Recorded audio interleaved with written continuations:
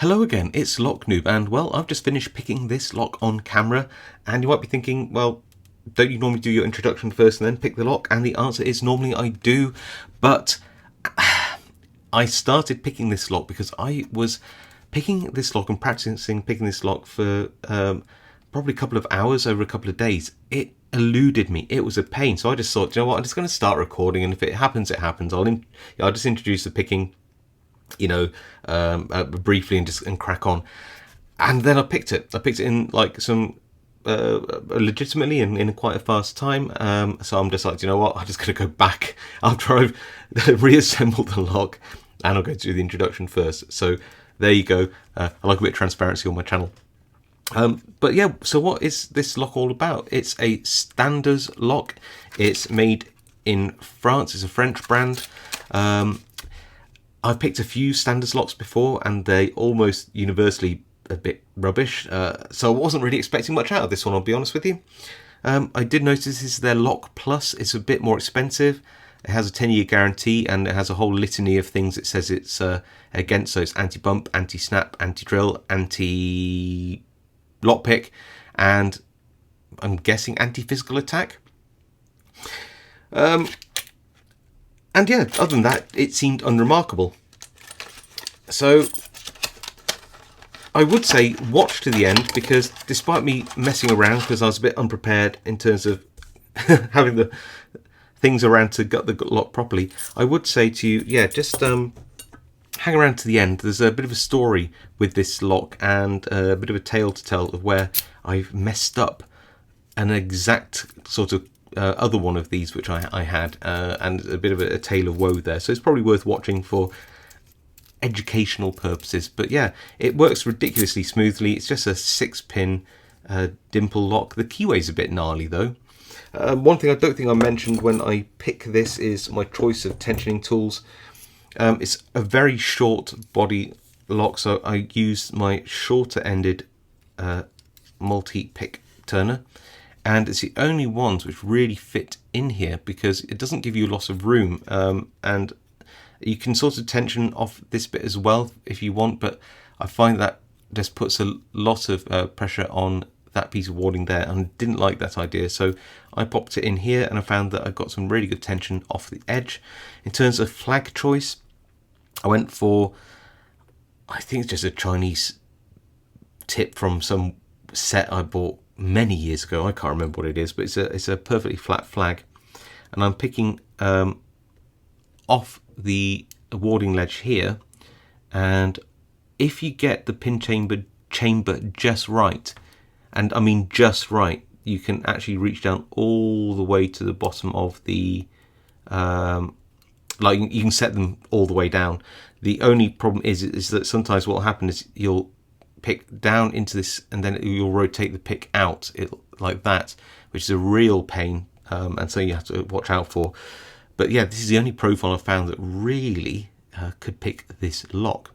So anyway, without further ado, I hope you enjoy the picking and gutting part of this video. I'll speed up the bits where I can't find my tools, but yeah, worth watching I think, just for the cautionary tale. So I'll see you in a second. Okay, so let's give this a go. This could be a tricky one, but we'll see. So 1, 2, 3, pin 4 here.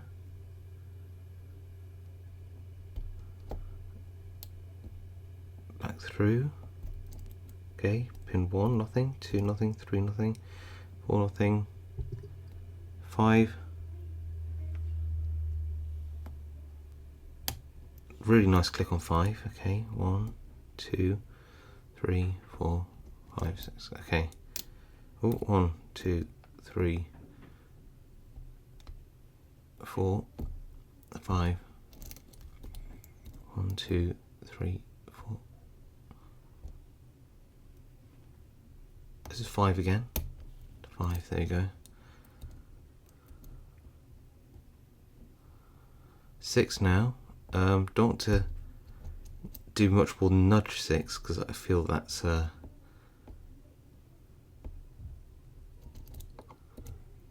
1, 2, 3, 4, 5. Little click on 5. Do you hear that?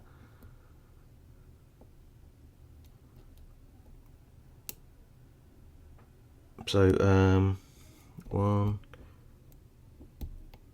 2 little click, 3, 4, so 6, 5, 4, 3. Okay, so 2 little click there, 1, 2, 3, 4, 5, 6. Okay, so 6 feels good. 1, 2, 3 little click, 4, 5, 6.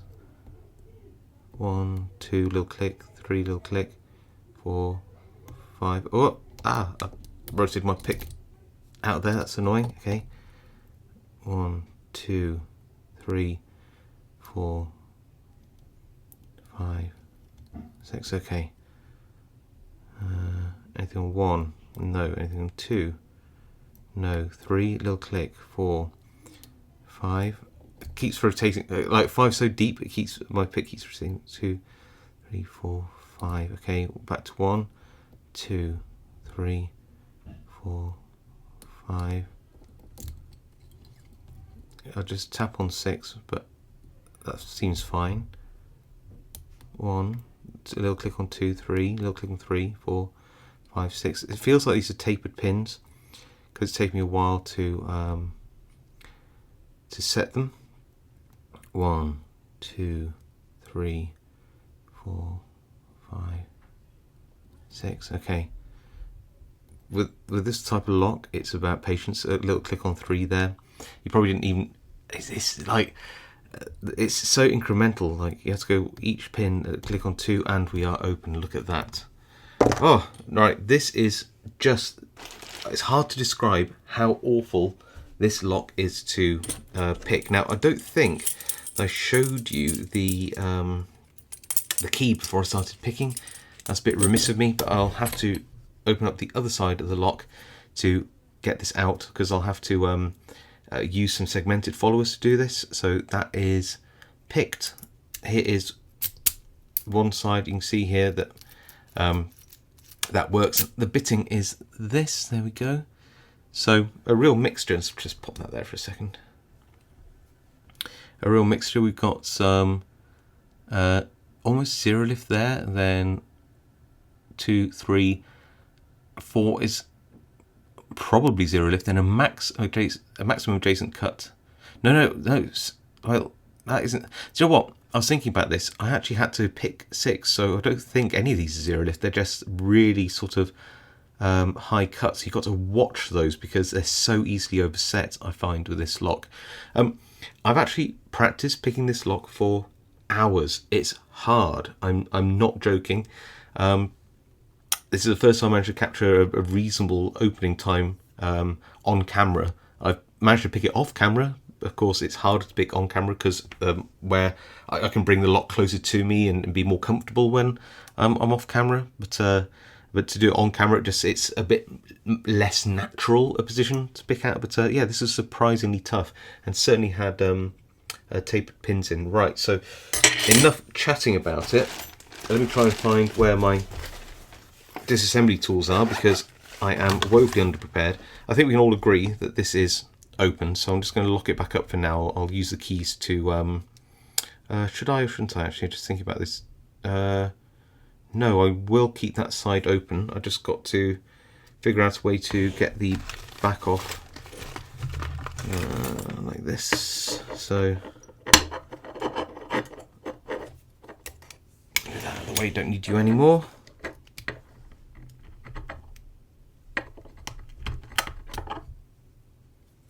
And of course I've now got to drag that poor circlip around the right way.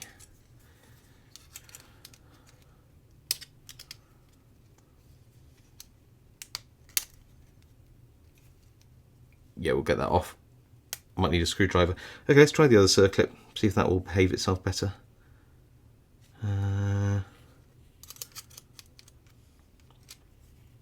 Move that around to the right side to begin with. There we go, let's try this one. Good, right, now I'm just going to grab some pliers, which I did have to hand, and gently pull these off.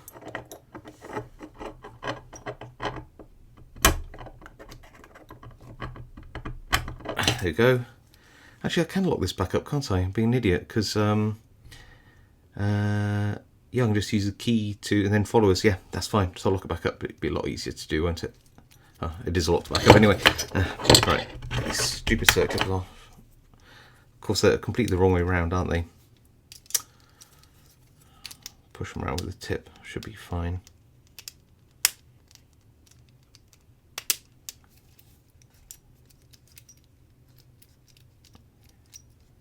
That's it. Rotate it around properly. There we go. Now we should be able to just get that stupid thing off. There we go.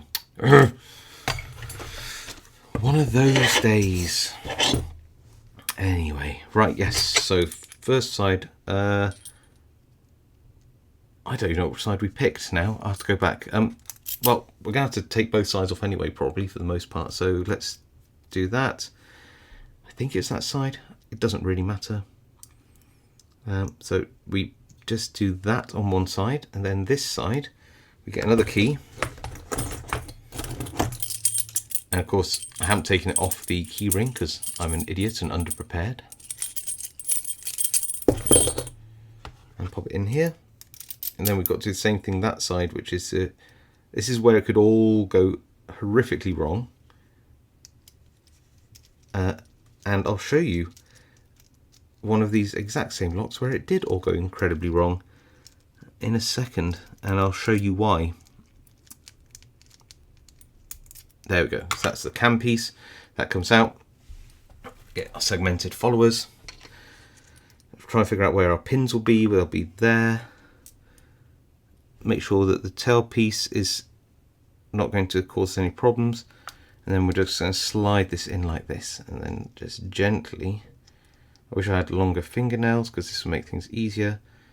Is just get it into that position there, and then gently slide it in and slide it out like that. This side will be a lot easier because I can use a long follower to go all the way down the keyway. And I want to catch it before it all comes out. Do I need the third follower? Probably not, but we're going to shove it in anyway. There we go. Pop you down there. Right. Yes. So, hold that thought for 1 second. 1 second.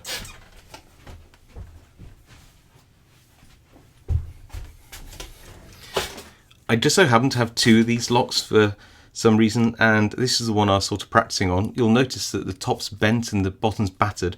Why? Well, because I was trying to gut this after picking it, and I just slipped, and what happened is one of the driver pins has got caught in this cut away segment here. Why is it cut away? Well, it's aligned, of course, with that cut on the lock. It's an anti-snap mechanism, so if you were to break the front of this lock, it would try to snap it.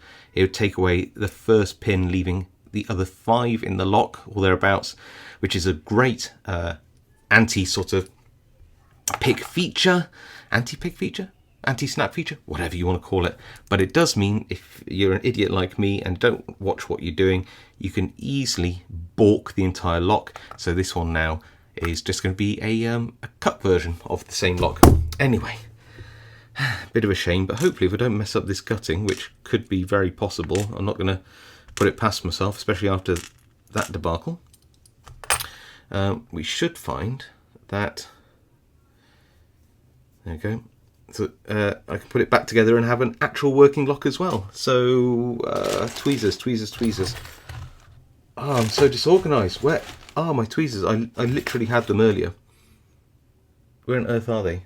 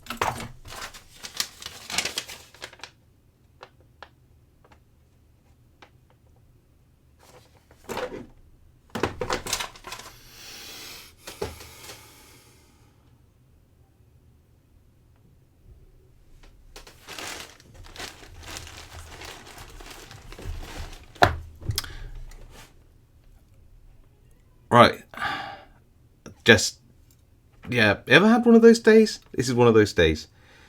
Super tough lock as well, because I swear it's got all these, slide that down, tapered pins in, which I personally find a right pain. And these are good tapers as well. Some of them are absolutely just easy, no problems at all. But these, even though there aren't any spools in this lock, I swear it took me hours to figure out how to pick this. And I'm familiar with dimple locks. I pick things which are arguably far harder, and it's taken me far less time to learn to pick. Just shows you sometimes with locks. So that's that side. Just because I want to sort of show that it is fully picked, I'll quickly gut the other side as well, because why not, since we're here. Just need a follower. This side should be quite a bit easier if I can get, tip out the springs. Yeah, because I should just be able to slide that out like this. Make sure again I've got the lock at the right side, which is here. There we go, slide that out. Then we can tip these key pins out as well. Not that anybody would actually not trust that I picked the lock properly, but there's always somebody new to the channel that might be like, hey, you picked one side then showed us the other side, you know. To be fair, right, I haven't had that kind of person on my channel for like ever. I think I've been around long enough to for people to know that I don't fake my videos. Why would you? Why would anybody? And that's the weirdest thing. I asked somebody the other day, I said, has anybody really faked their lockpicking videos? Because everybody says, oh, you know, this person's done this, that person's done that, but I've never been shown any genuine proof that anybody's like faked a picking video. Not really. I'm sure there are some out there, but I think most people who are known in the community, not just some random dude who once posted a lockpick video. Yeah, it just seems like, I don't know, maybe people are posting fake lockpicking videos out there, and I'm just too naive. But I've seen a lot of them, and I have to admit, I've not seen anything that I think looks particularly dodgy. But maybe I'm just too trusting. Anyway, there you go. That's both sides. They're both the same, as you can see. They don't look like they're balanced stacks. A lot of room in the Bible.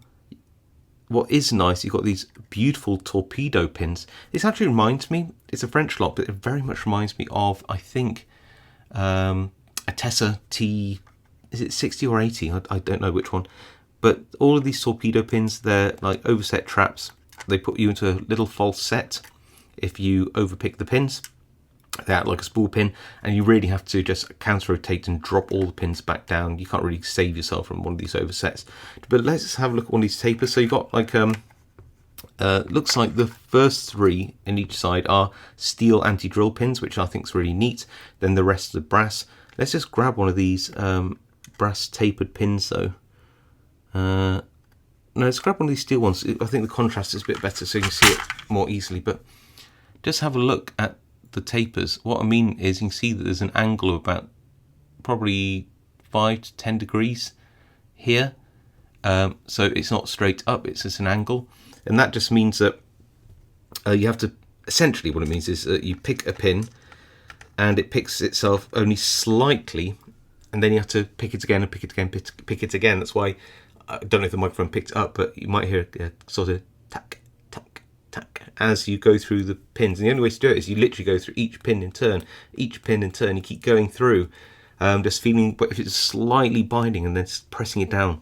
But if you press it down too hard, then you get yourself into sort of even more trouble, because you might end up oversetting and getting caught in this trap. It's a really simple sort of pinning setup, but honestly, I'd have loved to have had some spools in here, something to give me some nice feedback. These good tapered pins in a lock with good tolerances, in my opinion, are far harder than something with some spools. But that's just my opinion. I'd love to know yours. Let me know in the comments. If you like this video, leave a like. If you think I'm an unprepared idiot, I was going to say put it in the comments, but yeah, keep it to yourself. I do read all the comments and reply to as many as I can. Anything else? Yeah, if you haven't subscribed to the channel and want to see more videos like this, then please do subscribe, and I'll see you all next time.